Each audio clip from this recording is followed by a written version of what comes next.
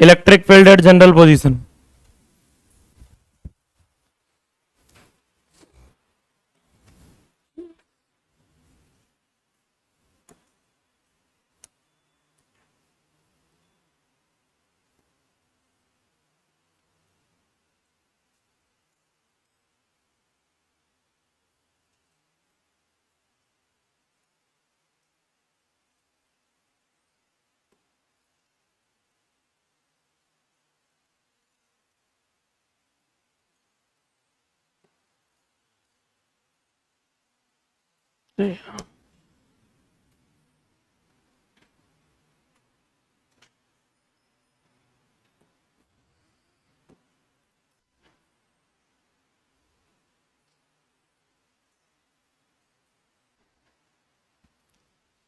एक electric dipole है, एक नेगेटिव चार्ज हो गया और एक क्या हो गया, पॉजिटिव चार्ज। डाइपोल मोमेंट किधर होता है, फ्रॉम नेगेटिव टू पॉजिटिव। यहां पूछ ली गई इलेक्ट्रिक फील्ड, कौन सी पोजीशन हो गई है, इस लाइन पे पूछी होती तो एक्सियल पोजीशन हो जाती, परपेंडिकुलर बाइसेक्टर पे कहीं पूछा होता तो वो इक्वेटोरियल पोजीशन हो जाती। तो ना तो इक्वेटोरियल पे पूछा ना एक्सियल पे पूछा, उसके बीच में कहीं। ये डाइपोल का कौन सा पॉइंट हो गया, मिड पॉइंट। ये डाइपोल का मिड पॉइंट है, यहां से लेके यहां तक एक पोजीशन वेक्टर है, कौन, आर। ये डिस्टेंस आप ऐसा बोल सकते हो क्या है, आर। जनरल पोजीशन समझ में आ रही है क्या डाइपोल की, ठीक है। डाइपोल मोमेंट के साथ ये पोजीशन एक एंगल बना रही है क्या, ये अल्फा आप लोगों को दिया हुआ रहता है, ये अल्फा आपको क्वेश्चंस में दिया रहता है कि जनरल पोजीशन है तो उसका डाइपोल मोमेंट के साथ एंगल क्या है। अच्छा, इस अल्फा को अगर 90 डिग्री कर दें तो इक्वेटोरियल पोजीशन हो गई। 0 डिग्री कर दूं तो ये जो जनरल पोजीशन है यहां अल्फा को 90 कर दोगे तो इक्वेटोरियल पोजीशन पे पहुंच जाओगे, और 0 कर दोगे तो एक्सियल पोजीशन के रिजल्ट, मतलब एक्सियल और इक्वेटोरियल दोनों के रिजल्ट यहां से रेडी किए जा सकते हैं। ये बेसिक है, ये एक जनरल पोजीशन है जो ना एक्सियल है ना ही इक्वेटोरियल है, सारे रिजल्ट यहां से रेडी हो जाएंगे। क्लियर है क्या, थोड़ा सा आगे बढ़ते हैं। Electric dipole moment negative charge से पॉजिटिव चार्ज की तरफ है कितना, P। क्या electric dipole moment is a vector quantity, क्या इलेक्ट्रिक डाइपोल मोमेंट एक वेक्टर क्वांटिटी है, हाँ। उसके मैं दो कंपोनेंट ले रहा हूं, इलेक्ट्रिक डाइपोल मोमेंट के क्या ले रहा हूं, दो कंपोनेंट। किसी वेक्टर के दो टुकड़े कैसे होते हैं, जिधर थीटा उधर कोस थीटा, और उसके परपेंडिकुलर P का इधर कंपोनेंट, P का इधर कंपोनेंट बोलो, P कोस अल्फा, P का इधर component P, what is P, P क्या है, dipole moment, electric dipole moment. अब मैं क्या कर रहा हूं, मैं एक नहीं मैं दो डाइपोल मान के चल रहा हूं। कितने डाइपोल मान के चल रहा हूं, मैं इस डाइपोल को एक डाइपोल नहीं मान रहा हूं, मैं कितने डाइपोल मान रहा हूं, एक ऐसा डाइपोल जिसका dipole moment P cos alpha है, और एक ऐसा इलेक्ट्रिक डाइपोल जिसका dipole moment P sine alpha है। मैं एक डाइपोल नहीं मान रहा हूं, मैं कितने डाइपोल मान रहा हूं, ऐसा इसलिए मान रहा हूं कि जो डाइपोल P कोस अल्फा है, एक डाइपोल मोमेंट के दो टुकड़े करके मैं एक डाइपोल को क्या कंसीडर करके चल रहा हूं, मैंने एक डाइपोल से कितने डाइपोल बना लिए, दो। एक ऐसा डाइपोल बनाया जिसका dipole moment P cos alpha है, और उस P cos alpha dipole moment वाले डाइपोल के लिए वो पोजीशन एक्सियल पोजीशन है। P कोस अल्फा वाले डाइपोल मोमेंट के लिए वो जो जनरल पोजीशन है वो एक्सियल पोजीशन है। P कोस अल्फा के एक्सिस पे आ रहा है ये पॉइंट, तो P कोस अल्फा के लिए कौन सी पोजीशन हो गई, एक्सियल पोजीशन हो गई। और जिसका dipole moment P sine alpha है, जिसका dipole moment P sine alpha है, ऐसा है वो डाइपोल, उस डाइपोल के लिए वो इक्वेटोरियल पोजीशन है। P कोस अल्फा के लिए वो एक्सियल पोजीशन है, P साइन अल्फा के लिए वो, और एक्चुअल डाइपोल तो P है, लेकिन मैंने उसके दो टुकड़े कर दिए, एक P कोस अल्फा और एक P। एक के लिए वो एक्सियल पोजीशन बन गया, दूसरे के लिए वो। क्या आप लोगों को मेरी बात समझ में आ रही है, क्या समझ में आया कि हमारा ये जो पॉइंट है कौन सी पोजीशन है, जनरल पोजीशन है। कौन सी पोजीशन है? बट P कोस अल्फा के लिए ये हमारा पॉइंट एक्सियल पोजीशन है, और P sine alpha broad side position. क्या समझ में आई कहानी? P कोस अल्फा के लिए ये एक्सियल पोजीशन है, और P साइन अल्फा के लिए ये ब्रॉड साइड पोजीशन है। क्लियर है? नोट्स बंद कर दें, नोट्स बंद करो जल्दी फटाफट।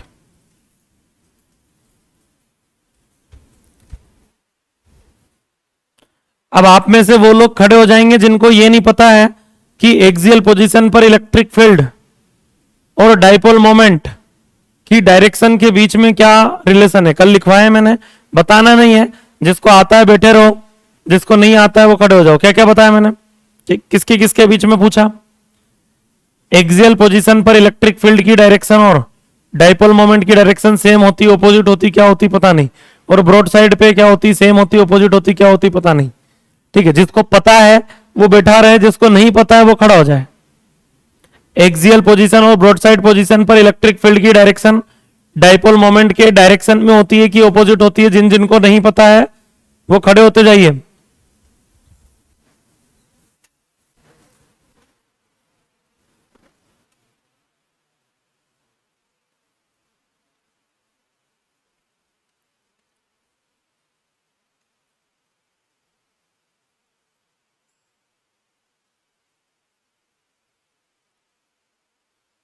मतलब इतने लोगों को आता है पक्का? मैंने पूछा और नहीं बताया तो?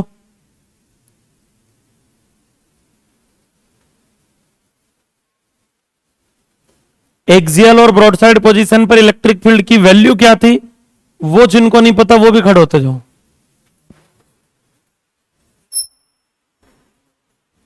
अभी 2 ही फिल्टर लगे और फिल्टर लगेंगे, अभी टेंशन मत। एक्सियल पोजीशन ब्रॉडसाइड पोजीशन पर इलेक्ट्रिक फील्ड की जो वैल्यू है वो जिनको नहीं पता है वो लोग भी खड़े होते जाइए।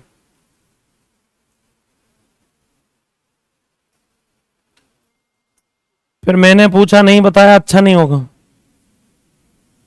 एक्सियल पोजीशन ब्रॉडसाइड पोजीशन पर इलेक्ट्रिक फील्ड की वैल्यू के रिजल्ट्स जिनको नहीं आते हैं वो लोग खड़े हो जाओ।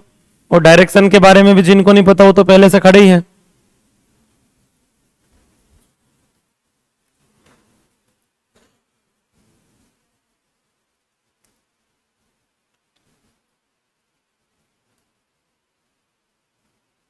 भारती, एक्सियल पोजीशन पर इलेक्ट्रिक फील्ड की वैल्यू क्या होती है?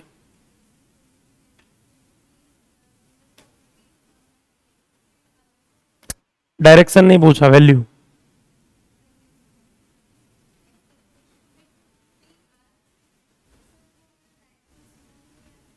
दोनों बताओ। वैल्यू जब बताना है तो दोनों बताना है। दोनों आती है तो ही बैठे रहे, नहीं तो खड़े हो जाए। क्या क्वेश्चन तो कुछ भी आ सकता है। 2pk/r का क्यूब, ये कब है? स्मॉल डाइपोल के कंडीशन में। हाँ, और डाइपोल अगर स्मॉल नहीं हो तो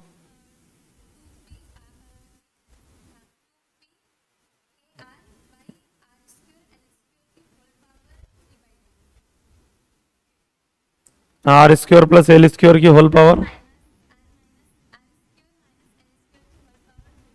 3/2।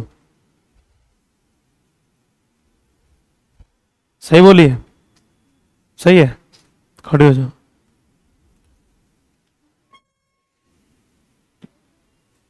सही बोलिए, पता नहीं क्या बोली, चल तू ही बोल दे। एक्सियल पोजीशन, एक्सियल पोजीशन पर इलेक्ट्रिक फील्ड की वैल्यू क्या होगी?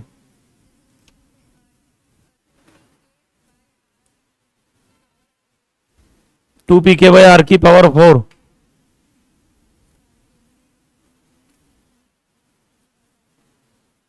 जब नहीं आता है, बेचारे खड़े हुए हैं सबके सब।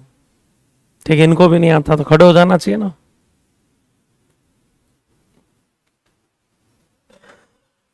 Electric field at axial position,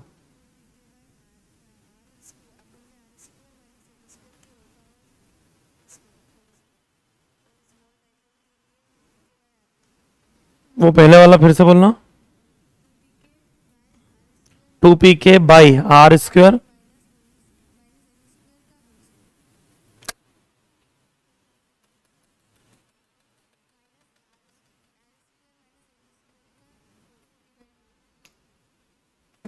बोल 2pk बाई आर क्यूब किसके लिए? अबे डाइपोल छोटा कि बड़ा? छोटा डाइपोल है, बड़ा हुआ तो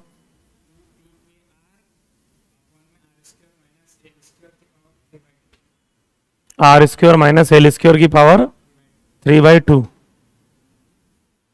सही है। ये जो जिनसे मैं पूछ के खड़े कर रहा हूं ना, जो चुपचाप खड़े हो गए थे पहले, वो आधे घंटे में बैठ जाएंगे, बाकी ये 1.5 घंटे खड़े रहेंगे, जिनसे मैं पूछ के खड़े कर रहा हूं बाद में। जब बोला था कि नहीं पता है तो खड़े हो जाओ।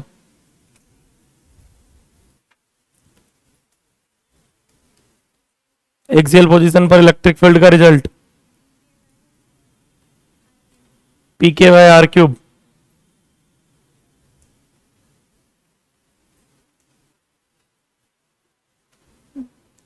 ये भी ठीक है। Electric field at axial position दोनों के लिए।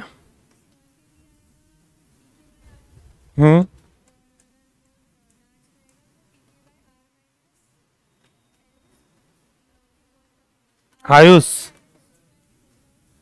पहले ही गलत था, स्मॉल वाला। हाँ, electric field at axial position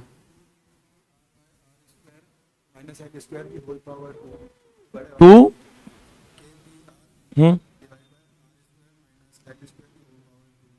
और छोटे डाइपोल के लिए और ब्रॉड साइड पोजीशन पे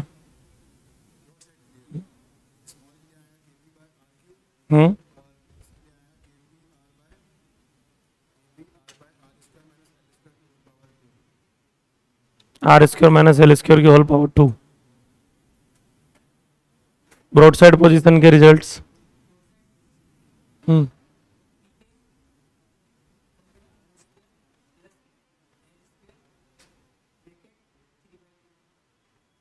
to P K by R square L square की पावर 3/2। ये स्मॉल के लिए, लार्ज डाइपोल के लिए। हाँ, मतलब एक डाइपोल हो गया। स्मॉल डाइपोल के लिए क्या रिजल्ट है?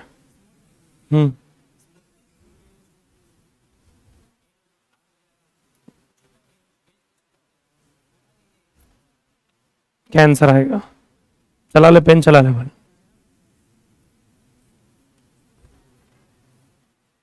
गलत बोला, ब्रॉड साइड का रिजल्ट गलत बोला, एक्सियल से ही बोला है। आर स्क्वायर एल स्क्वायर का स्क्वायर बोला तू।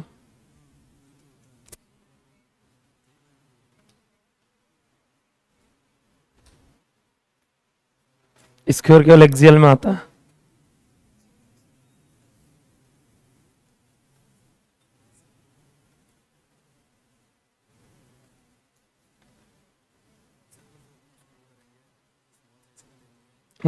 ऊपर आर नहीं है उसमें, पावर 3/2 आती है ना, इसीलिए तो, ताकि 2 से 2 कट के क्यूब हो जाए। पीके भाई बैठ जा। देखिए, पी कोस अल्फा, पहली बात तो मैं बता दूं आपको, electric field at axial position का रिजल्ट है 2 पी के आर डिवाइडेड बाय,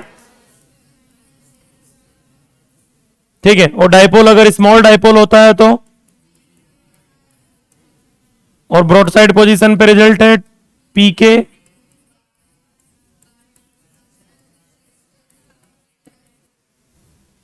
ठीक है, ये ब्रॉड साइड पोजीशन का रिजल्ट है। और मान लो डाइपोल स्मॉल डाइपोल होता है तो जनरल पोजीशन पे क्वेश्चन आएगा तो डाइपोल को क्या मान के चलना है? स्मॉल डाइपोल मान के चलना है। जनरल पोजीशन पे डाइपोल हमेशा स्मॉल डाइपोल ही होता है, ठीक है। अब देखिए, दो इलेक्ट्रिक फील्ड होंगी यहां पे, एक पी कोस अल्फा की वजह से होगी और एक पी साइन अल्फा की वजह से होगी। एक इलेक्ट्रिक फील्ड किसकी वजह से होगी? पी कोस अल्फा की वजह से, और एक पी साइन अल्फा की वजह से, ठीक है। अब पी कोस अल्फा के लिए ये पॉइंट एक्सियल पोजीशन है, और एक्सियल पोजीशन पर इलेक्ट्रिक फील्ड डाइपोल मोमेंट के डायरेक्शन में होती है, पहला क्वेश्चन जिन लोगों से पूछा था मैंने, एक्सियल पोजीशन पर इलेक्ट्रिक फील्ड किधर होती है, इलेक्ट्रिक डाइपोल मोमेंट के, तो पी कोस अल्फा की वजह से जो इलेक्ट्रिक फील्ड आएगी उसकी वैल्यू में मान लेता हूं ई ए। क्या मान लिया मैंने, और एरो ऐसा इसलिए बनाया क्योंकि जिधर पी कोस अल्फा है उसी डायरेक्शन में आएगा।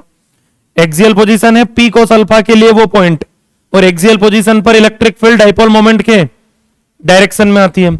ब्रॉड साइड पोजीशन पर जो इलेक्ट्रिक फील्ड आती है वो डाइपोल मोमेंट के ऑपोजिट आती है। तो अगर P cos alpha, P sine alpha इधर है तो इसकी वजह से मैग्नेटिक फील्ड उसके ऑपोजिट आएगी। ये है पी साइन अल्फा, ठीक है, डाइपोल मोमेंट इधर है और ब्रॉड साइड पे फील्ड डाइपोल मोमेंट के ऑपोजिट आती है, तो ऑपोजिट आती है तो फील्ड यहां कहीं आएगी। इस फील्ड का नाम मैंने रख दिया ई बी। दो फील्ड हो गई इस डाइपोल की वजह से, एक ई ए और एक ई बी। ई ए किसकी वजह से है, पी कॉस अल्फा की वजह से। ई बी किसकी वजह से है, पी साइन अल्फा की वजह से। लेकिन मुझे तो ये पी कॉस अल्फा और पी साइन अल्फा तो मैंने अपने डेरिवेशन में माने हैं, मतलब मुझे तो एक्चुअल पी दिया गया था। क्वेश्चन में दिया क्या होता है, पी। पी बोले तो डाइपोल मोमेंट ऑफ डाइपोल। ये पी कॉस अल्फा और पी साइन अल्फा तो मैंने दो टुकड़े किए, तो इन दोनों का मुझे नेट इलेक्ट्रिक फील्ड निकालना पड़ेगा जो यहां आएगा। दोनों का क्या निकालेंगे, नेट इलेक्ट्रिक फील्ड जो निकलेगा under the root A square plus E B square से। किससे निकलेगा, under the root A square plus, तो पहले एक्सियल पोजीशन का फील्ड निकालेंगे, फिर ब्रॉड साइड का रिजल्ट लगाएंगे, फिर दोनों का रिजल्टेंट आंसर निकालेंगे अंडर रूट में स्क्वायर करके ऐड करके। अब देखिए एक चीज और पूछी जाती है, नेट इलेक्ट्रिक फील्ड तो चलो समझ में आ गई कैसे निकलेगी। एक चीज हमसे पूछा जाता है, calculate the angle between electric field and dipole moment. General position पे जो इलेक्ट्रिक फील्ड निकल रही है वो और डाइपोल मोमेंट के बीच में क्या बताना है, एंगल बताना है। जनरल पोजीशन पे इलेक्ट्रिक फील्ड कहां निकल रही है, ये इधर। डाइपोल मोमेंट किधर होता है, -2। यहां मैं एक लाइन बना रहा हूं डाइपोल मोमेंट के पैरेलल। क्या यही डायरेक्शन पी कैप लिख सकता हूं मैं, इलेक्ट्रिक डाइपोल मोमेंट -2 पॉजिटिव है। इलेक्ट्रिक डाइपोल मोमेंट किधर है, -2 पॉजिटिव, और इसके पैरेलल मैंने एक लाइन बना दी।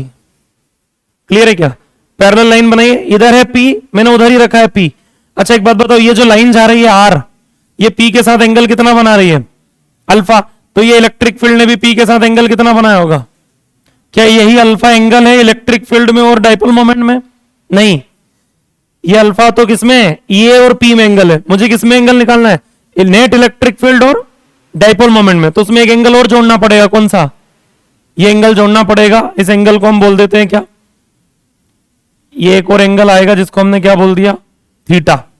अब एक हो गया अल्फा और एक हो गया थीटा, और जो नेट एंगल है ये, इसको हम मानेंगे गामा।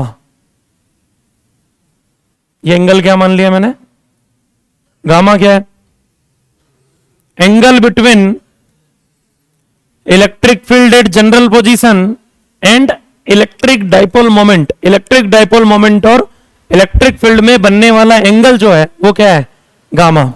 कैसे निकलेगा गामा,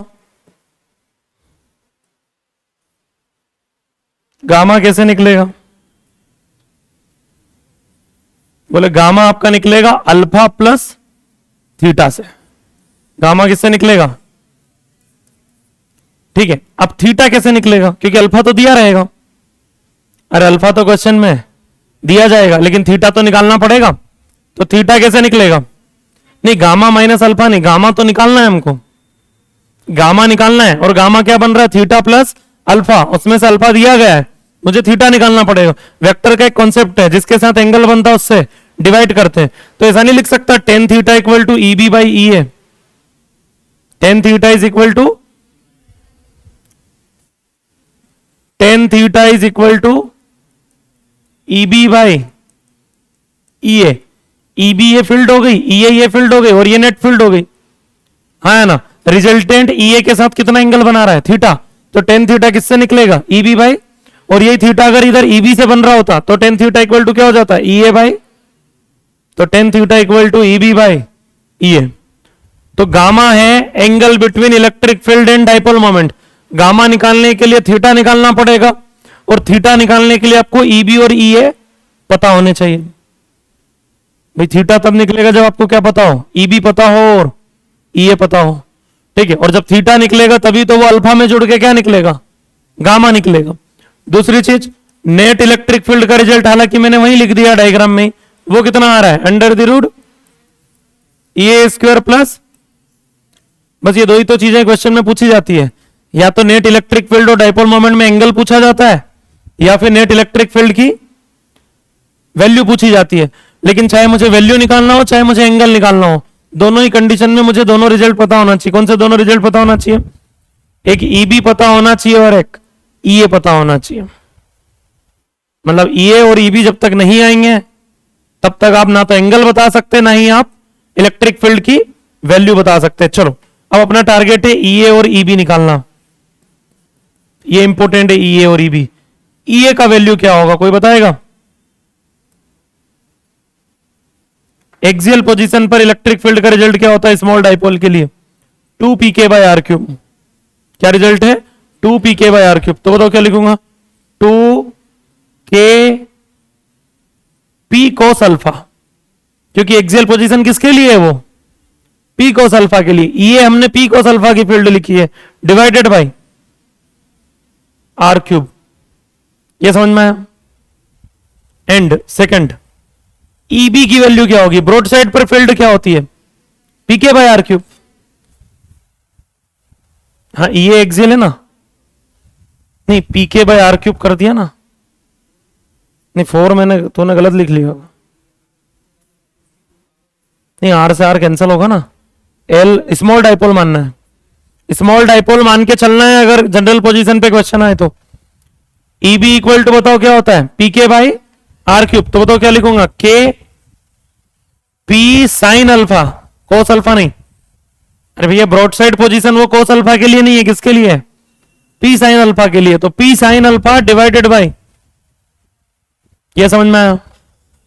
ईए और ईबी की वैल्यू समझ में आई क्या, क्लियर है। Electric field at axial position 2 pk by R cube, broad side position pk by R cube. Axial position वो p cos अल्फा के लिए है और ब्रॉड साइड पोजीशन वो p sin अल्फा के लिए है।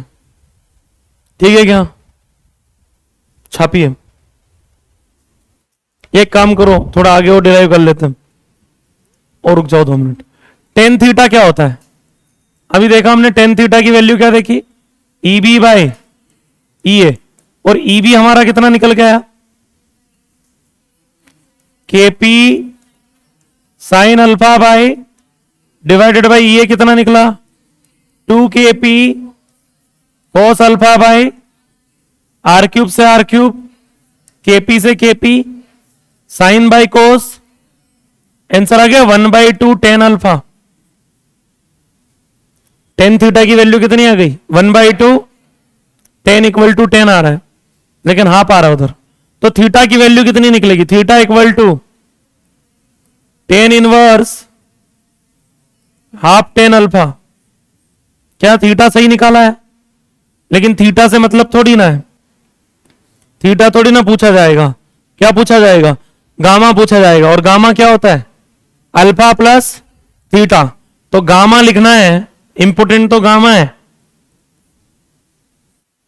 गामा क्या है, angle between electric field and dipole moment. ठीक है, गामा है थीटा प्लस ये अल्फा प्लस थीटा, तो अल्फा प्लस और थीटा ये रहा। थीटा कितना निकाला, ten inverse half tan alpha. ठीक है, तो ये क्या निकल गया आपका, गामा। पहला इंपॉर्टेंट रिजल्ट अपना रेडी हो गया, गामा कैलकुलेट कर लिया हमने।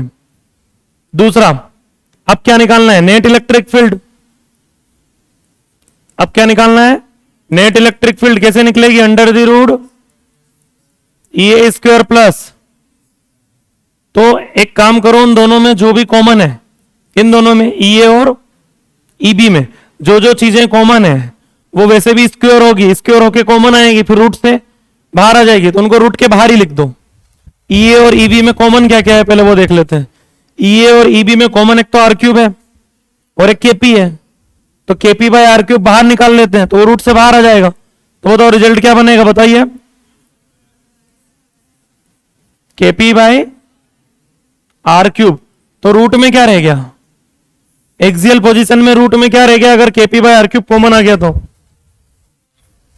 KP by R cube common आ गया, क्या बचा 2 cos अल्फा, लेकिन इसका क्या है स्क्वायर है, तो बताओ क्या लिखूंगा 4 cos स्क्वायर अल्फा, स्क्वायर है ना, तो बताओ क्या लिखूंगा 4 cos square alpha plus EB में क्या बचा ओनली साइन अल्फा बचा, क्योंकि उसमें KP by R cube common आ गया, तो उसका स्क्वायर करूंगा तो बताओ क्या बनेगा साइन स्क्वायर।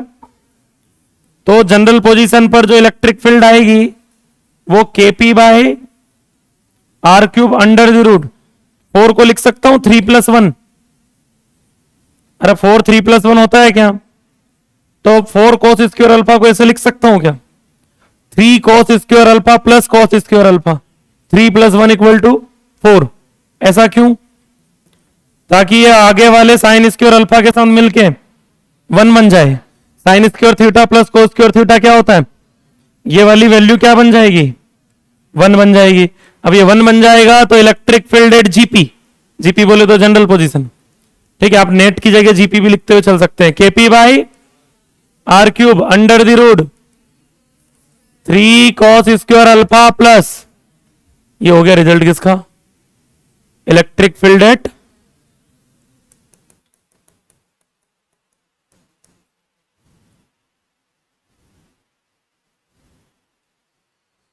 अब जिनसे मैंने बाद में पूछा वो खड़े रह के छापो, और जिन जो पहले खड़े हो गए तो चुपचाप सीधे बच्चों की तरह वो बैठ जाऊं।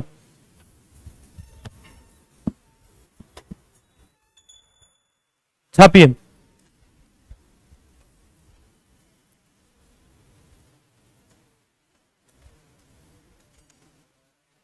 क्या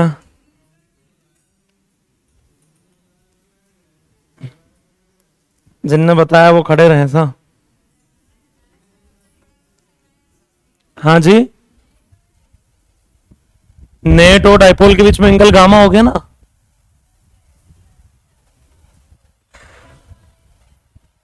नहीं 90 माइनस अल्फा नहीं, वो 90 डिग्री नहीं है एंगल वो, ठीक है, नेट तो किधर भी आ सकता है, वो डिपेंड करेगा वैल्यूज पे।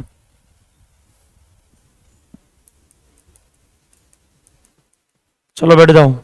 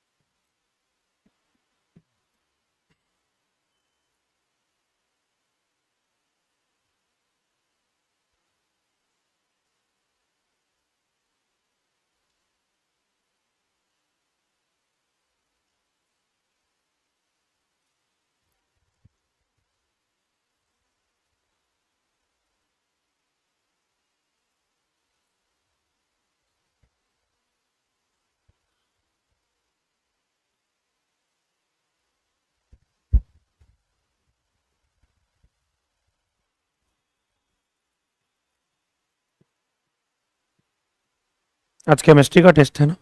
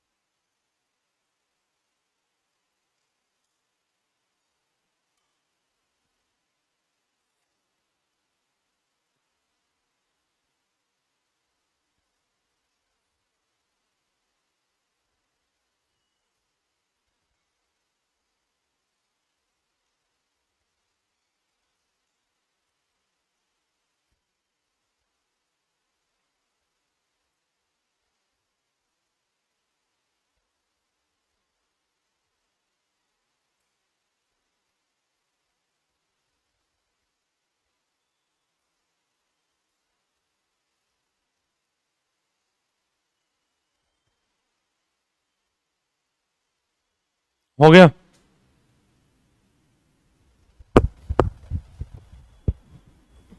बन गया, डायग्राम बना लिया proper.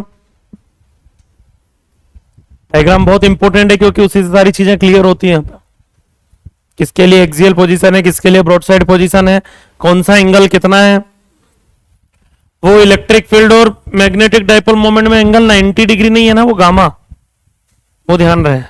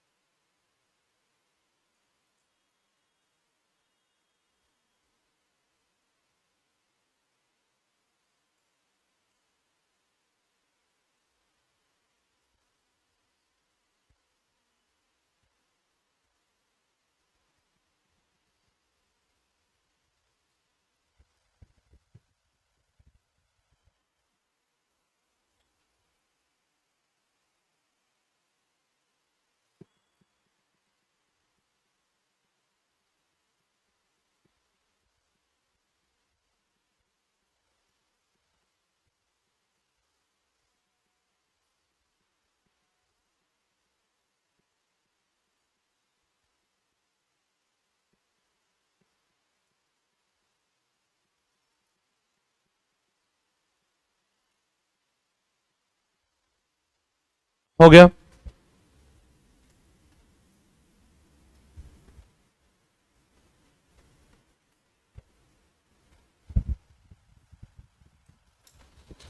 Theta equal to tan inverse half tan alpha, gamma is equal to alpha plus tan inverse half tan alpha.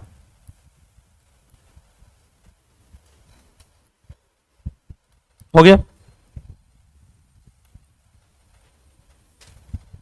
Net electric field के लिए रिजल्ट है, छाप लीजिए।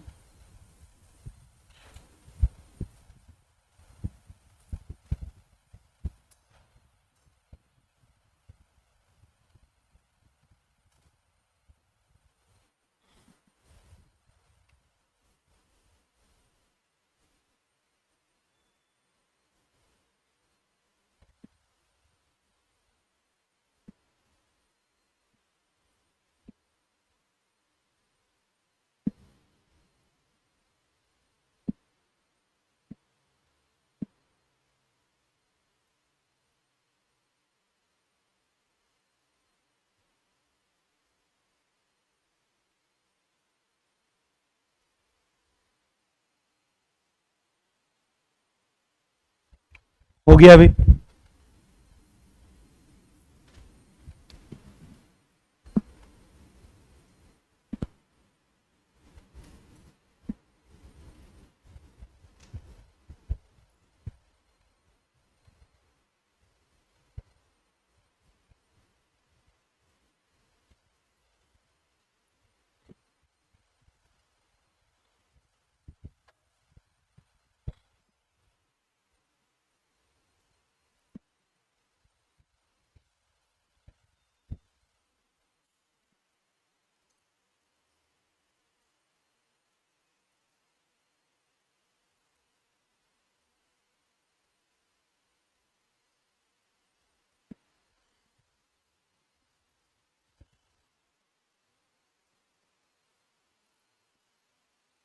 अगली हेडिंग लिखिए। देखिए, मैंने आपको एक दिन बताया था कि डाइपोल में हमको पढ़ना क्या क्या है। तो डाइपोल में एक तो हमको पढ़ना थी इलेक्ट्रिक फील्ड, एक पढ़ना था पोटेंशियल, और एक पढ़ना था dipole in uniform electric field. Dipole को उठा के किसी फील्ड में रख दे तो फील्ड में रखने वाली चीजें तो बाद में आएंगी। पार्ट वन डन हो चुका है, electric field due to dipole खत्म हो गई है। तीन पोजीशन थी, axial position, broadside position, general position, तीनों पे फील्ड पढ़ा दी मैंने। अब तीनों पे अपन क्या पढ़ेंगे, पोटेंशियल। हेडिंग लिखिए, potential due to dipole. Field हो गई, अब क्या पढ़ने जा रहे हैं? पोटेंशियल। लिखिए पोटेंशियल ड्यू टू डाइपोल।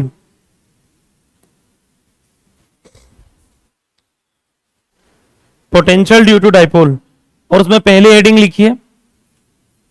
पहली हेडिंग क्या लिखोगे? At axial position.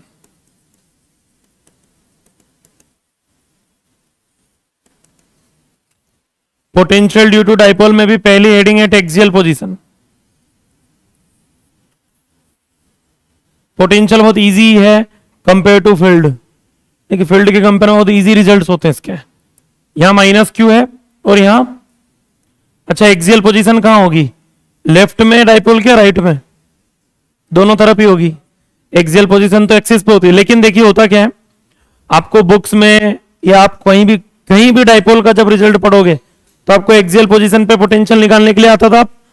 इधर ये प्लस वाले की तरफ जो है वो डिराइव करके रखे होते हैं रिजल्ट, जिधर पॉजिटिव चार्ज है ना उधर के रिजल्ट डिराइव करके रखे होते हैं। क्यों? क्योंकि यहाँ पे प्लस का पोटेंशियल ज्यादा होगा और माइनस का पोटेंशियल कम होगा। क्यों? क्योंकि माइनस दूर है, तो पॉजिटिव पोटेंशियल ज्यादा है, नेगेटिव पोटेंशियल कम है, तो नेट आंसर प्लस में आता है।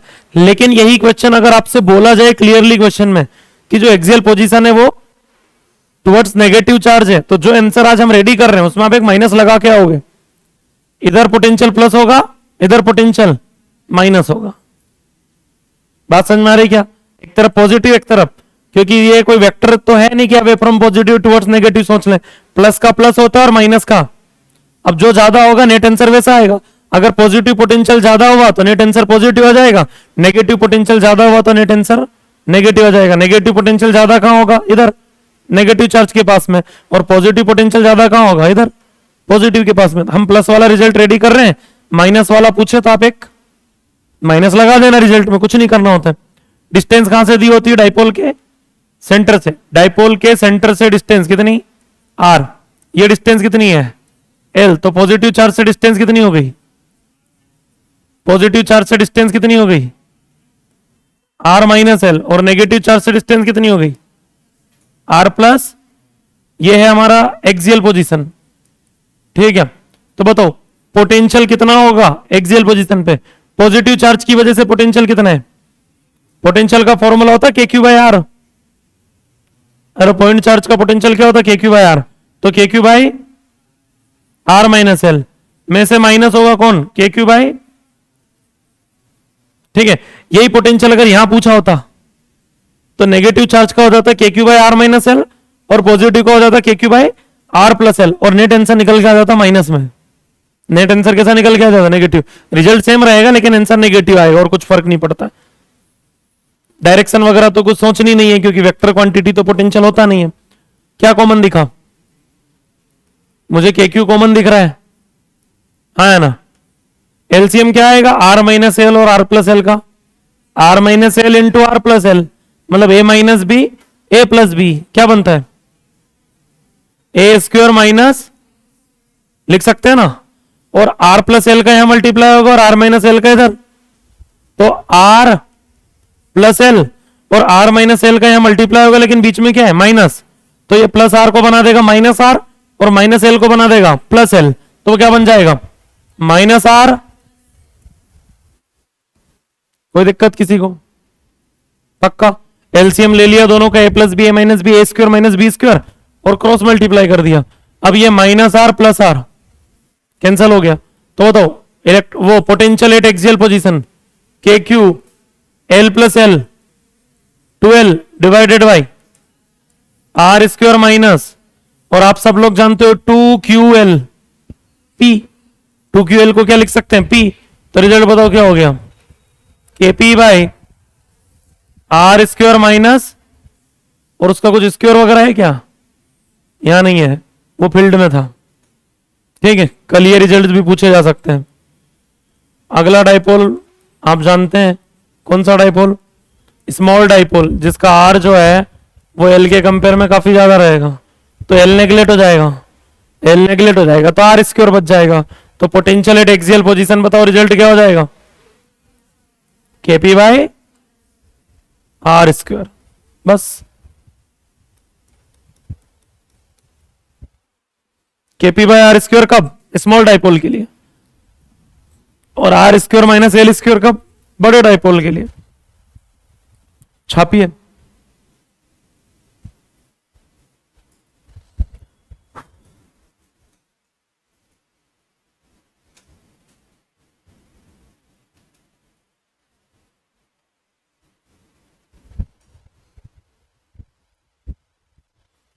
चैप्टर कौन सा है टेस्ट में? Mall concept.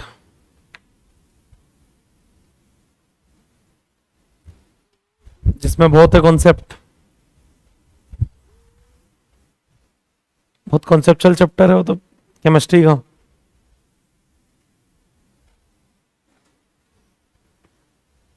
केमिस्ट्री में मुझे सबसे अच्छा चैप्टर वही लगता था, मोल कॉन्सेप्ट।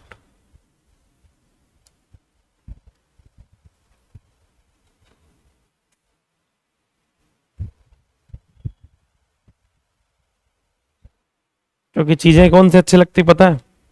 जो आपसे बने और आपके साइड वाले से नहीं बने, उसको पढ़ने में बहुत मजा आता है। ऐसे ही सब्जेक्ट फिजिक्स भी है, आपसे बने दूसरे से नहीं बने ना तो बहुत मजा आता पढ़ने में। जो सबसे बने हो सब्जेक्ट बोरिंग लगते हैं फिर।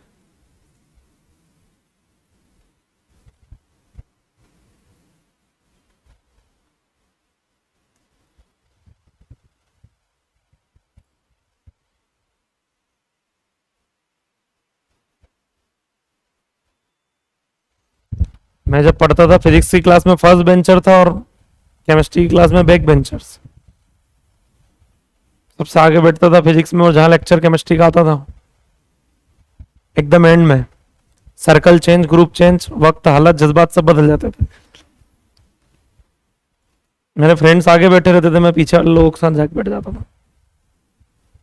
ऑर्गेनिक चलती थी तब, फिजिकल में तो फिर भी बैठ जाता था आगे, ठीक है। क्योंकि ऑर्गेनिक में उधर टीचर क्वेश्चन लिखता था, तब तक दो चार ऐसे थे वो आंसर बोल देते कि 3 डिग्री अल्कोहल बनेगा। यहां समझ में नहीं आ रहा था कि रिएक्ट कौन करेगा, किससे करेगा, कब करेगा, दिया गया कंपाउंड क्या है बोर्ड पे, पहले तो वो सोचने में टाइम लगता था। इतने में एक दो के आंसर ही आ जाते थे कि ये बनेगा। जिसकी ऑर्गेनिक होती बहुत जबरदस्त होती, पता, उसको ऐसे दिखते रहते आंसर। केमिस्ट्री के लेक्चर में मेरा एक दोस्त था, उसको मैं बोलते रहता था कि कोई शक्ति वक्ति तेरे पास ऐसा है कि इधर टीचर ने लिखा और आंसर आ गया। सेम चीज फिजिक्स में मैं रिपीट कर देता था फिर।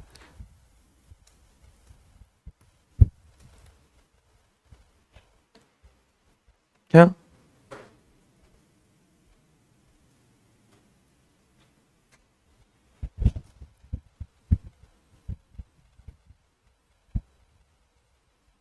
अच्छी केमिस्ट्री, लेकिन ऑर्गेनिक केमिस्ट्री स्कोरिंग है जितना मैंने सुना है।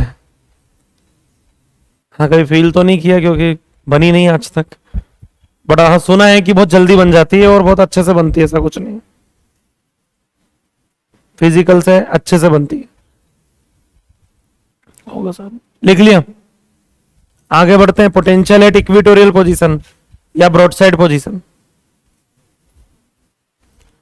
पोटेंशियल एट इक्वेटोरियल पोजीशन या फिर ब्रॉड साइड पोजीशन।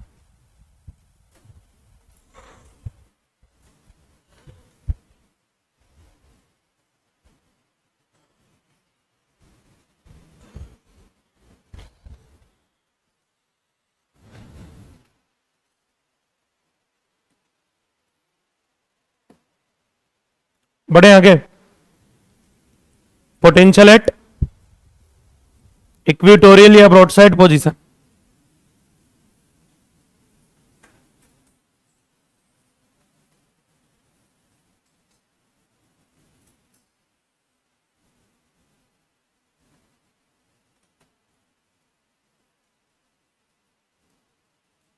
ये पोजीशन हो जाएगा इक्वेटोरियल पोजीशन।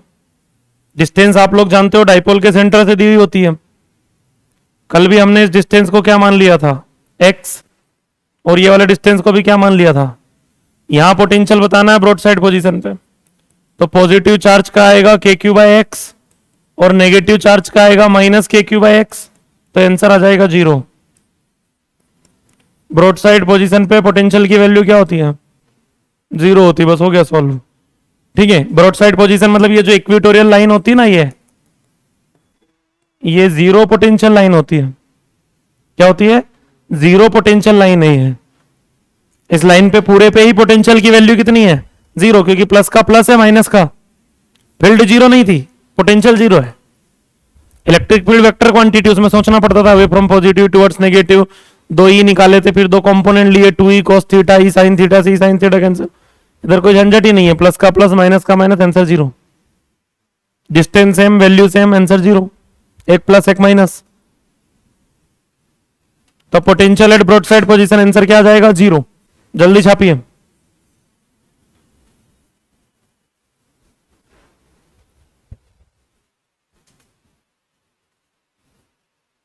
ZPL का फुल फॉर्म है जीरो पोटेंशियल लाइन।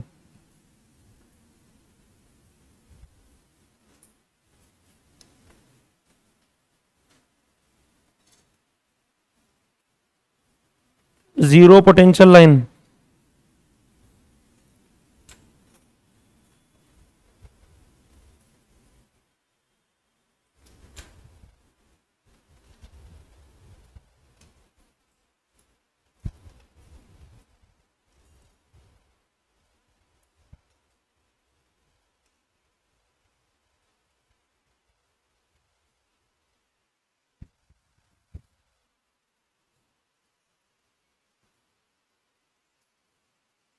हो गया? नेक्स्ट हेडिंग लिखिए क्या? Potential at general position. Axial हो गई, ब्रॉड साइड हो गई। Third, potential at general position.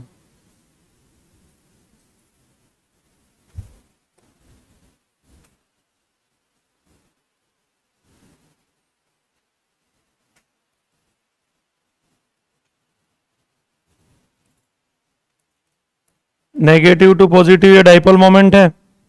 Mid point से आर डिस्टेंस में यह एक पॉइंट है जो डाइपोल मोमेंट के साथ कितना एंगल बना रहा है। पोटेंशियल एट जनरल पोजीशन में नीट में क्वेश्चन आ चुका है, नीट का पीवाईक्यू रह चुका है। पोटेंशियल एट जनरल पोजीशन, आज तक जनरल पोजीशन पर इलेक्ट्रिक फील्ड मेडिकल एग्जाम में नहीं पूछे गए हैं, जेई में जरूर पूछे गए हैं, लेकिन मेडिकल में आज तक नहीं आया है कि जनरल पोजीशन पे इलेक्ट्रिक फील्ड पूछ ली जाए, क्योंकि वो कॉम्प्लिकेटेड हेडिंग है थोड़ा सा। लेकिन आए तो अच्छी बात है, मैं तो चाहता हूं कि आए। ठीक है, जब हमने पढ़ा है तो वो चीज आना चाहिए। तो जनरल पोजीशन पे अगर हम बात करें तो पोटेंशियल की वैल्यू बहुत सिंपल होगी। फिर वही कहानी आएगी, पी के दो कंपोनेंट लेना पड़ेंगे। पी कॉस अल्फा, एक कंपोनेंट क्या आएगा? पी, तो पी साइन अल्फा का पोटेंशियल तो जीरो हो जाएगा। क्यों? क्योंकि पी साइन अल्फा के लिए वो ब्रॉड साइड पोजीशन है, और ब्रॉड साइड पोजीशन पे आंसर जीरो होता है। जो भी आएगा कौन आएगा? जनरल पोजीशन पे जो भी आंसर आएगा वो किसकी वजह से आएगा? एक्सियल की वजह से, क्योंकि ब्रॉड साइड का आंसर तो जीरो होता है। और एक्सियल पोजीशन किसके लिए है? ये पी कोस अल्फा के लिए। रिजल्ट क्या देखा अभी आपने? पी के बाई आर स्क्वायर। तो बताओ क्या लिखेंगे? के पी कोस अल्फा बाई, सब दिया था उसमें, अल्फा 60 डिग्री दिया था, के दिया था, पी नहीं दिया था उन्होंने, क्यू और डी दे दिया था। चार्ज और डाइपोल लेंथ, तो P equal to Q into D से डाइपोल मोमेंट निकाल के ये रिजल्ट लगा के आप क्या निकाल सकते हो? अरे पोटेंशियल निकाल सकते हो जनरल पोजीशन का। कितना आ गया? KP cos alpha by R square. छापिए मत, एक पॉइंट और आएगा अभी। ठीक है, तो पोटेंशियल एट जनरल पोजीशन देखिए, कभी कभी क्या करते हैं बुक्स में, अगर आप क्वेश्चन देखोगे तो KP cos alpha by R cube into R. समझ में आया क्या किया मैंने? एक आर से ऊपर एक आर से नीचे मल्टीप्लाई कर दिया, तो नीचे वाला जो आर स्क्वायर है वो क्या बन गया? आर क्यूब, और नीचे क्या आ गया? आर। अब ये R P cos alpha, A dot B होता है ए बी कोस थीटा, तो आर पी कोस थीटा को आर डॉट पी या पी डॉट आर लिख सकते हैं क्या? तो इसी रिजल्ट को पोटेंशियल एट जनरल पोजीशन को बुक्स में ऐसे लिखा हुआ मिलेगा, K P dot R. P dot R हो गया ना क्या? अरे पी डॉट आर क्या हो जाएगा? P dot R equal to P R cos theta divided by R cube. ये भी एक रिजल्ट है। कभी मान लो डाइपोल मोमेंट और पोजीशन वेक्टर, कभी कभी क्या करते हैं, क्वेश्चन ऐसे आता है, बताता हूं आपको। क्वेश्चन ऐसे पूछ लिया जाता है कि ये एक्स एक्सिस हो गया और ये वाई एक्सिस हो गया, यहां माइनस रखा, यहां प्लस रखा, ये हो गया अपना एक डाइपोल मोमेंट पी। ऐसे इसके कोऑर्डिनेट दे दिए जाएंगे क्या?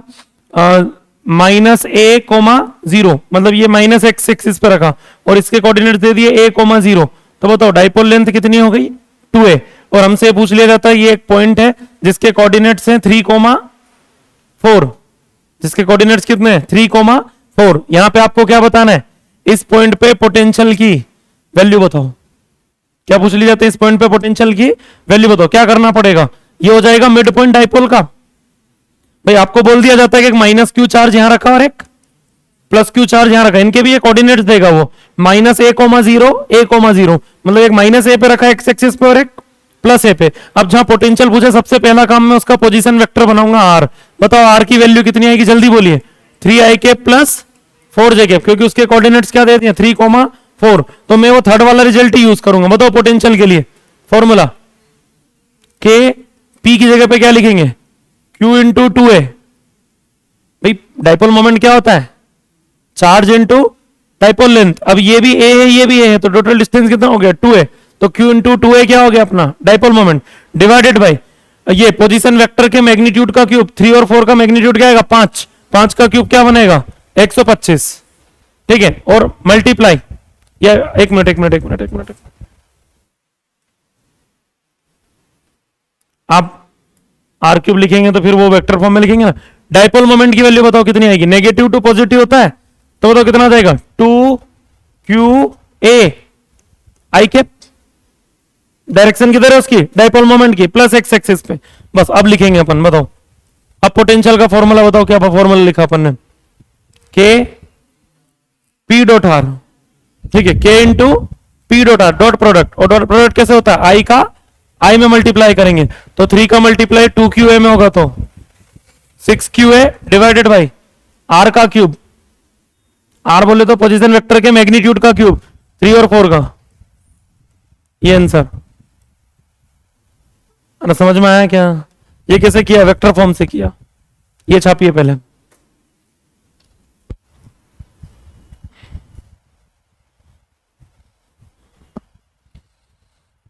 तो ऐसे क्वेश्चंस आते हैं क्या, हाँ आते हैं।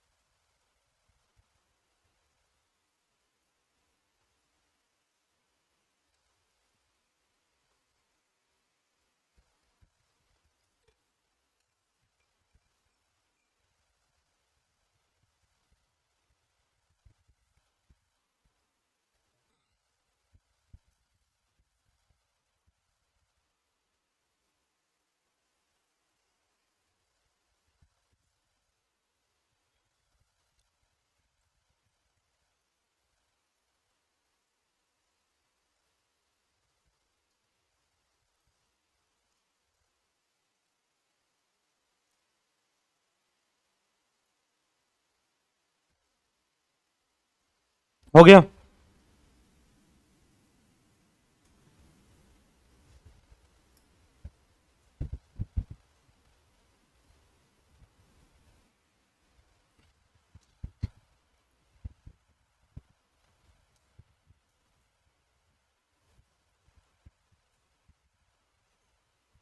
लिख लिया हो तो आगे बढ़े।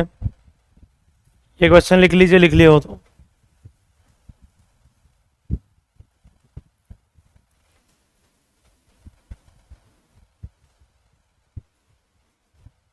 ये डेटा वगैरह दिए हुए हो सकते हैं ना, और मान लो ये सेंटीमीटर में दिया तो 10⁻⁴ आ जाएगा फिर इधर।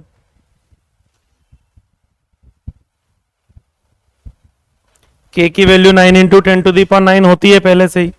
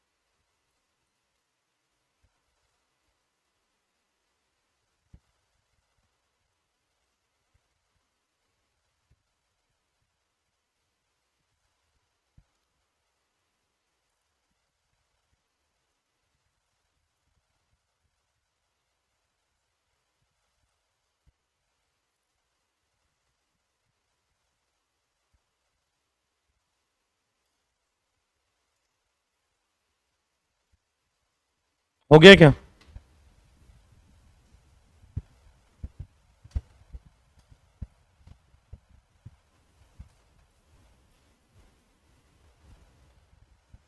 बढ़े आगे।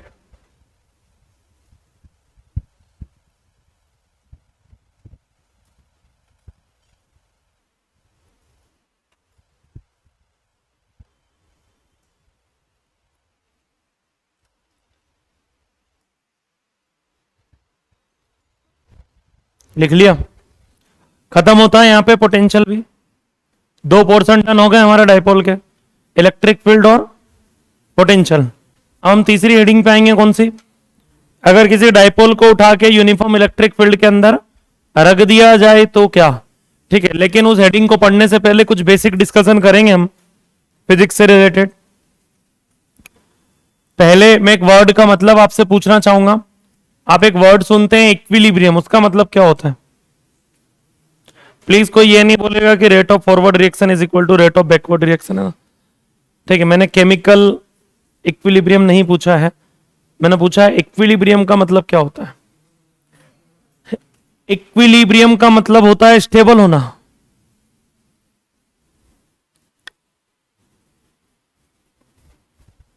ठीक बोले लेकिन अच्छा नहीं, बहुत अच्छा नहीं बोले। ठीक है, इक्विलिब्रियम वर्ड का मतलब क्या होता है फिजिक्स में? ये कैमरा इक्विलिब्रियम में है, हाँ या ना? यस नो तो बोलिए कम से कम। वो रखी हुई बोतल, वो भी इक्विलिब्रियम में है। ये पंखा, ये है कि नहीं है? ये नहीं है, ये भी इक्विलिब्रियम में है।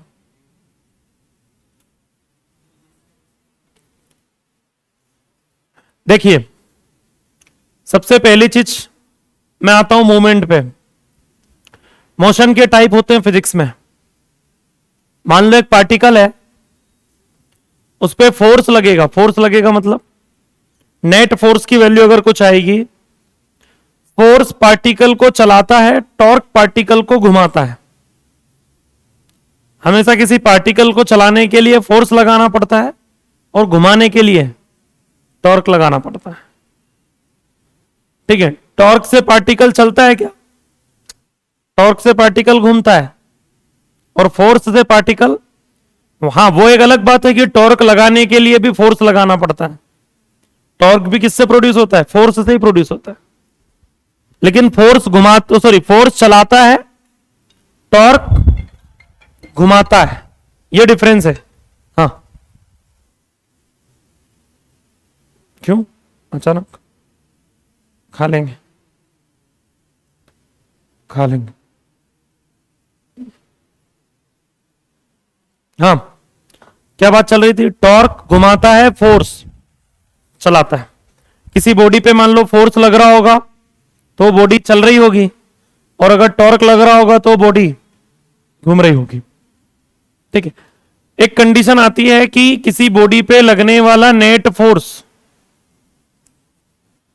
एक कंडीशन ये आती है कि किसी भी बॉडी पे लगने वाला नेट फोर्स क्या है? जीरो। नेट फोर्स जीरो को फिजिक्स में एक नाम दिया गया, इसको ट्रांसलेशनल इक्विलिब्रियम बोलते हैं। क्या नाम रखा गया? Translational equilibrium. कि अगर किसी बॉडी पे नेट फोर्स जीरो है तो body is in translational equilibrium. और मान लो किसी बॉडी पे लगने वाला नेट टॉर्क, ये टाउ है ना, टाउ किसका साइन रहता है? टॉर्क का। किसी बॉडी पे लगने वाला नेट टॉर्क जीरो है तो उसका फिजिक्स में नाम रखा गया रोटेशनल इक्विलिब्रियम। उसको क्या बोलते हैं? और मान लो किसी बॉडी पे ये दोनों ही जीरो हो तो उसका नाम रखा गया कंप्लीट इक्विलिब्रियम। दोनों जीरो हो, फोर्स भी जीरो हो, टॉर्क भी। इस बोतल पे लगने वाला नेट फोर्स भी जीरो है और इस बोतल पे लगने वाला नेट टॉर्क भी जीरो है। ये बोतल ना घूम रही है ना चल रही है। ये रोटेशनल इक्विलिब्रियम में भी है और ट्रांसलेशनल इक्विलिब्रियम में भी है। आप बोल सकते हो कि बोतल इज इन कंप्लीट इक्विलिब्रियम, या बोतल इक्विलिब्रियम में है। ये फैन इक्विलिब्रियम में है क्या? नहीं है। एक इक्विलिब्रियम है इसके पास, और ट्रांसलेशनल है, रोटेशनल नहीं है। ये ट्रांसलेशनल इक्विलिब्रियम में है या रोटेशनल इक्विलिब्रियम में है? ये ट्रांसलेशनल में है। क्यों? क्योंकि पंखा चल रहा है क्या?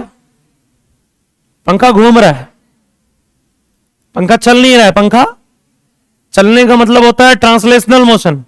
चलना इसको बोलते हैं कि पोजीशन चेंज होना चाहिए, ठीक है। काश ये पंखा चल रहा होता तो आज इतने पंखे लगाने की जरूरत नहीं पड़ती। क्यों? क्योंकि ये चल रहा होता तो थोड़ी देर में वहां चले जाता, फिर उनको हवा देके वापस इधर आ जाता, फिर किसी को गर्मी लगती तो बोल देते भाई थोड़ा उधर चले जाना, ठीक है। पंखा चल नहीं रहा है, पंखा, पहली बात तो रोटेशनल मोशन हो रहा है, ट्रांसलेशनल मोशन नहीं हो रहा है, ठीक है। कौन सा मूवमेंट है? रोटेशनल। टॉर्क लग रहा है, फोर्स नहीं लग रहा है। क्या लग रहा है? टॉर्क लग रहा है, फोर्स नहीं लग रहा है। नल चालू करने का काम तो सबको पड़ता ही होगा जीवन में आजकल, ठीक है। ऐसा तो कोई व्यक्ति नहीं कि कुएं में से पानी निकाल के नहा रहा आजकल, ठीक है। तो नल चालू जब हम करते हैं तो चालू नहीं करते, मतलब वो हम नल चलाते नहीं है, नल घुमाते हैं। समझ में आ रहा है क्या? क्यों? क्योंकि उस पर हम टॉर्क लगाते हैं, फोर्स नहीं लगाते हैं। फोर्स लगाने का मतलब समझते हो? तोड़ के निकाल लिया नल बाहर, ठीक है भाई। पोजीशन चेंज होना चाहिए नल का, ठीक है। पोजीशन चेंज नहीं हो रहा है, आप वहीं के वहीं उसको क्या कर रहे हो? रोटेट कर रहे हो। वो ट्रांसलेशनल मोशन नहीं है, वो क्या है?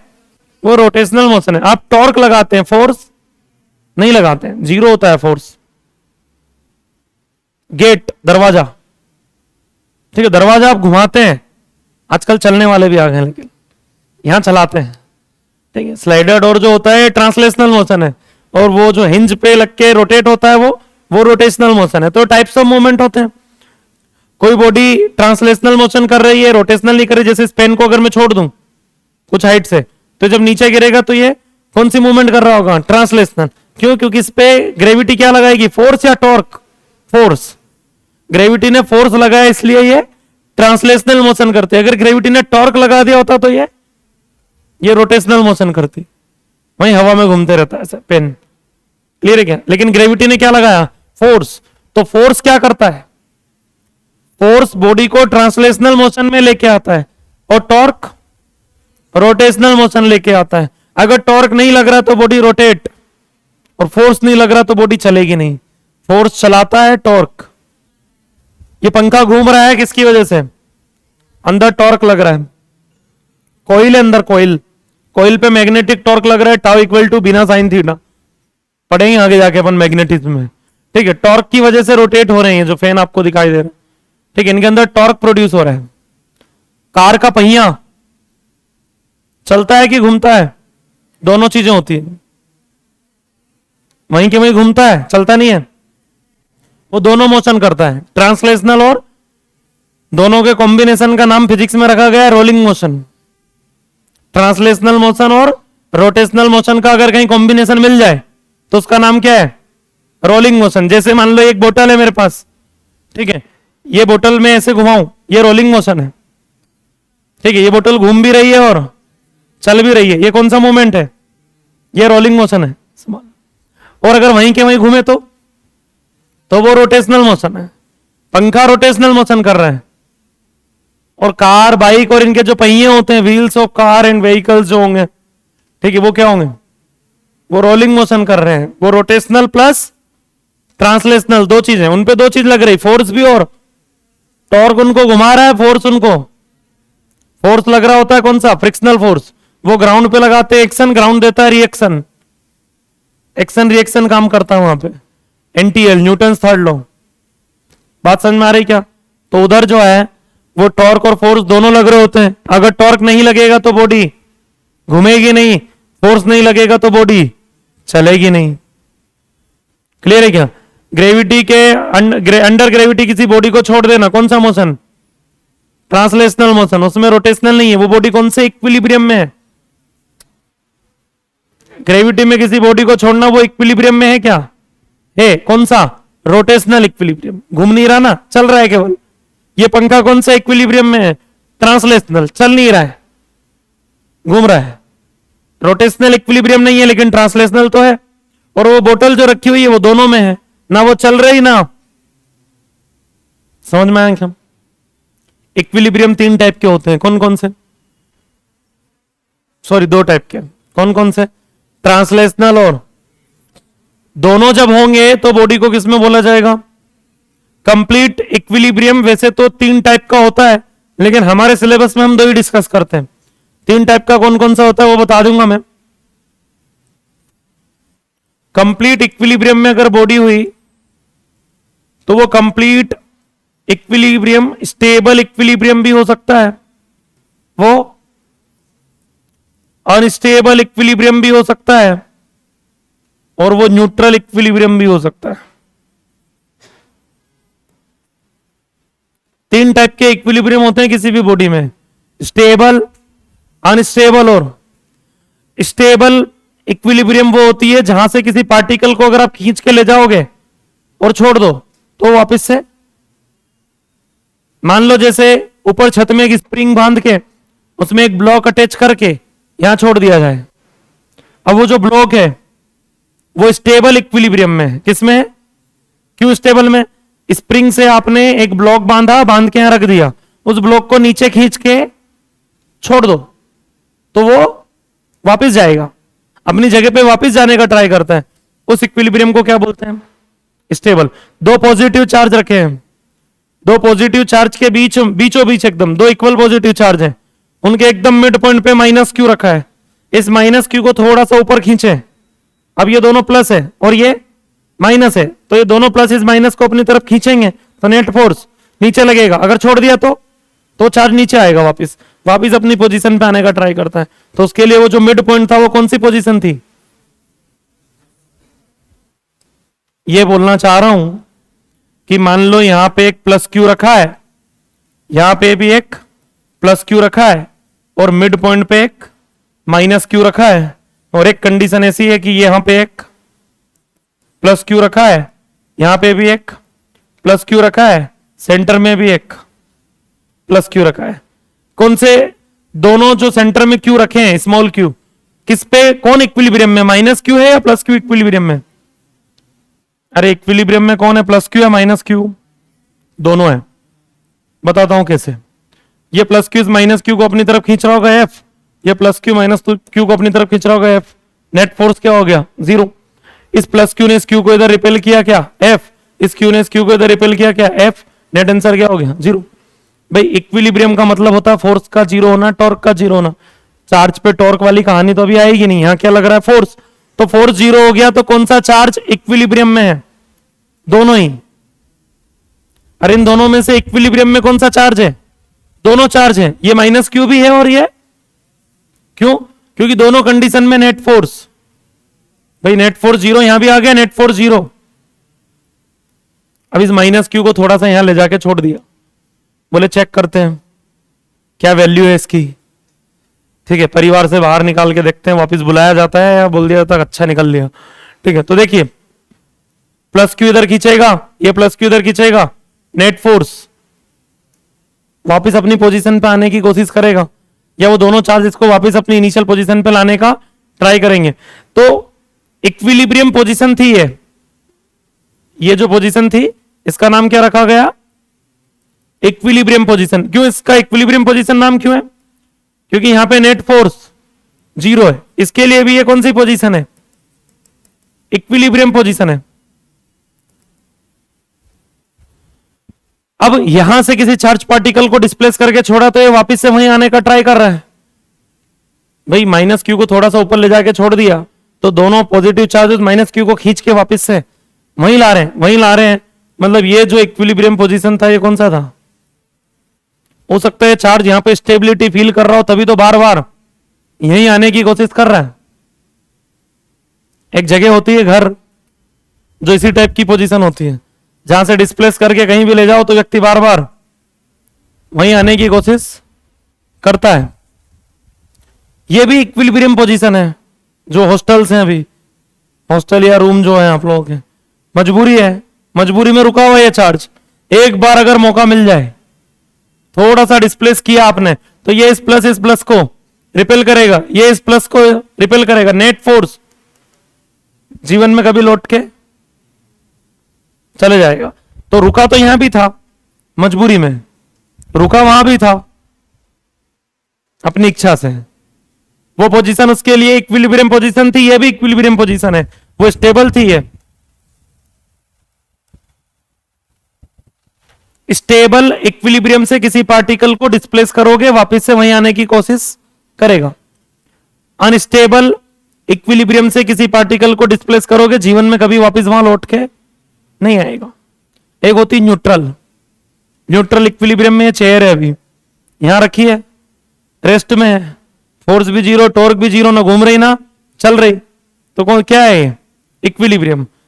अब इसकी इक्विलिब्रियम पोजीशन से मैंने इसको क्या किया? डिस्प्लेस किया और छोड़ दिया। वापिस से वहीं जाने की कोशिश की या चले गई, कभी लौट के नहीं आई? ना तो वहां जाने की कोशिश की ना दूर गए। कुछ होते ना न्यूट्रल टाइप के लोग, घर में है तो ठीक, इंदौर में है तो ठीक, ठीक है, कॉलेज रतलाम का मिल जाए तो ठीक, अफगानिस्तान का मिल जाए तो ठीक, क्या फर्क पड़ता है? ठीक है, हमको कोई फर्क नहीं पड़ता हम कहां रह रहे हैं। तो न्यूट्रल इक्विलिब्रियम है, यहां भी इक्विलिब्रियम में था और यहां भी। तो इस टाइप के इक्विलिब्रियम जहां डिस्प्लेस करो चार्ज पार्टिकल को या किसी भी पार्टिकल को, और ना तो वो अपनी इनिशियल पोजीशन में आए, ना ही वो ऐसा हो कि रिपल्सन दिखा के कहीं और चले जाए, यहां से वहां डिस्प्लेस किया वहीं रुक गया। तो इस टाइप के इक्विलिब्रियम को क्या बोला जाता है? न्यूट्रल टाइप के इक्विलिब्रियम होते हैं ये हमारे सिलेबस में है नहीं। वैसे 3 टाइप के हो गए, कौन कौन से? स्टेबल, अनस्टेबल और स्टेबल। इक्विलिब्रियम जहां होता है ना, वहां पोटेंशियल एनर्जी पार्टिकल का मिनिमम होता है। भाई पोटेंशियल एनर्जी मिनिमम है तभी तो स्टेबिलिटी मैक्सिमम है, और स्टेबिलिटी मैक्सिमम है तभी तो वो जगह छोड़ के वो नहीं जाना चाहता। स्टेबिलिटी किससे डिसाइड होती है? एक दिन पहले भी बात हुई है अपनी, स्टेबिलिटी पोटेंशियल एनर्जी के इनवर्सली प्रोपोर्शनल है। पोटेंशियल एनर्जी जितनी कम होगी स्टेबिलिटी उतनी। स्टेबल इक्विलिब्रियम पोजीशन वो होती है जहां पार्टिकल का पोटेंशियल एनर्जी मिनिमम होता है, वो वहां से जाने का ट्राई बिल्कुल नहीं करेगा। क्यों? क्योंकि वहां पे उसकी स्टेबिलिटी मैक्सिमम है, वो बिल्कुल नहीं सोचता है कि मैं यहां से कहीं जाऊं, क्योंकि मैक्सिमम स्टेबल फील कर रहा है वो वहां पे, पोटेंशियल एनर्जी मिनिमम है। अनस्टेबल इक्विलिब्रियम वो होती है जहां पे पोटेंशियल एनर्जी मैक्सिमम होती है, जहां पे वो बहुत सबसे कम अनस्टेबल, मतलब सबसे कम स्टेबल फील कर रहा है, बहुत ज्यादा अनस्टेबल फील कर रहा होता है वहां पे वो। बस ये है कि है इक्विलिब्रियम, फोर्स जीरो है, टॉर्क जीरो है, तो चल नहीं पा रहे हैं। कोई बस एक बार चला दे तो फिर जीवन में कभी रुकेंगे ही नहीं, फिर चले जाएंगे। आया कि नहीं आया समझ? तो वो उस टाइप की चीजें होती हैं। एक होता है अनस्टेबल और एक होता है, किससे डिफाइन होता है फिजिक्स में? पोटेंशियल एनर्जी से। डाइपोल के लिए सारी चीजें पूछी जाएंगी कि डाइपोल कब ट्रांसलेशनल इक्विलिब्रियम में, कब रोटेशनल में है, कब कंप्लीट में है, और कंप्लीट है तो कंप्लीट कौन सा है, स्टेबल है कि अनस्टेबल है, सब चीजें पूछी जाती है डाइपोल के लिए। ठीक है, इसलिए मुझे पढ़ाना पड़ा आप लोगों को कि टाइप्स ऑफ इक्विलिब्रियम क्या होते हैं। ये हम डब्ल्यूपी में पढ़ते हैं, वैसे छापी है।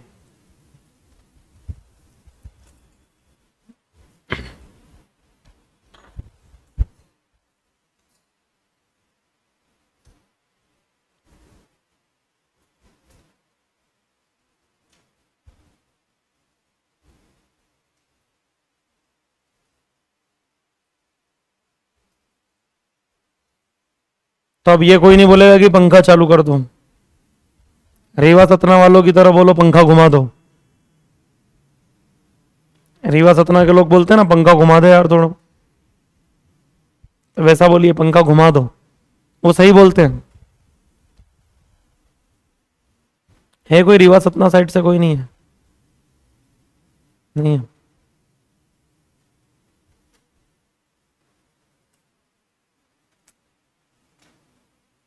कभी कभी तो सही बोलते हैं उधर के लोग हैं।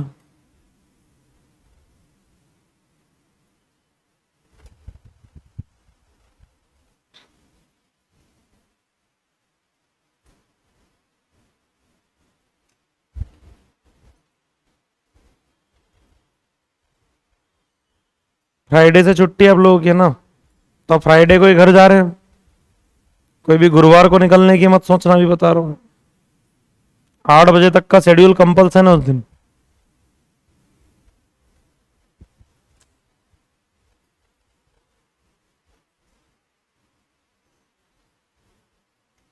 और ये बहाना नहीं चलेगा कि सर मैंने टिकट करवा ली। अभी बोल रहा हूं मत करवाना, पैसे डूब जाए तो फिर मत बोलना मुझे।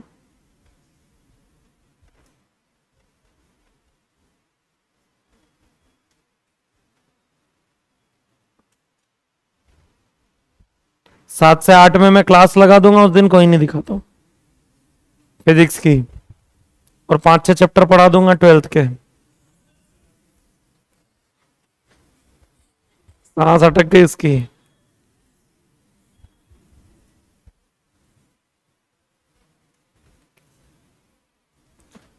हो गया, लिख लिया टाइप्स ऑफ इक्विलिब्रियम क्या होते हैं। 4 0 टॉर्क 0, जब दोनों 0 हो तब बोलते हैं इक्विलिब्रियम।